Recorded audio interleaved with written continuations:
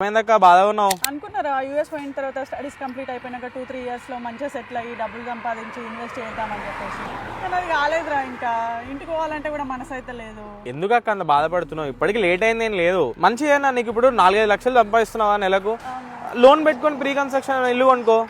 Already build అయిన వాటి మీద ఇంట్రెస్ట్ లేదురా. ఏదైనా 300-400 స్క్వేర్ యార్డ్స్ లో తీసుకొని మంచిగా ఇల్లు కట్టుకొని ముంగట మంచిగా గార్డెన్ ప్లాన్ చేద్దాం.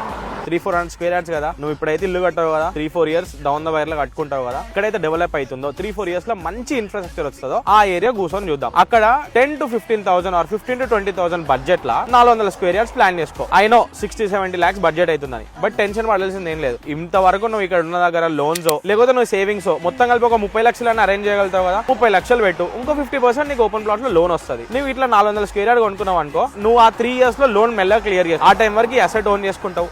ఆ టైంకి మళ్ళీ కన్స్ట్రక్షన్ కి నీకు నచ్చినట్టు నువ్వు ఏ ఇల్లు కట్టుకుంటావు ఆ ఇల్లుకి లోన్ తీసుకో. అప్పుడు లోన్ ఇల్లు కూడా కట్టుకుంటావు, నీ డ్రీమ్ అచీవ్ చేసుకుంటావు. ప్లాన్ చేసుకుని ఏదో ఒక స్టెప్ తొందర తీసేసుకోక, నువ్వు లేట్ చేస్తున్న కొద్దీ అది వెనకకు పోతూనే ఉంటుంది. మనందరికి ఇదే డ్రీమ్ ఉంటుంది. ఇక్కడికి వచ్చినామా ఏదైనా కష్టపడాలి, ఏమైనా వేసుకోవాలి, వెనకాల ఏదైనా అసెట్ ఓన్ చేసుకోవాలి, అది మన సెల్ఫ్ రెస్పెక్ట్ లాగా అనుకుంటాం. దానికి ఏం లేట్ లేదు. మీరు సేమ్ ఇట్లాంటి ప్లాన్ అని అనుకుంటే Shadnagar is the best area to focus. ఇప్పుడు ఫ్యూచర్ లో ఎప్పుడైనా ఇల్లు కట్టుకుందాం అనుకుంటే అది చాలా మంచి ఏరియా. మీకు ఇంట్రెస్టెడ్ ఉంటే డిఎం షాద్ నగర్.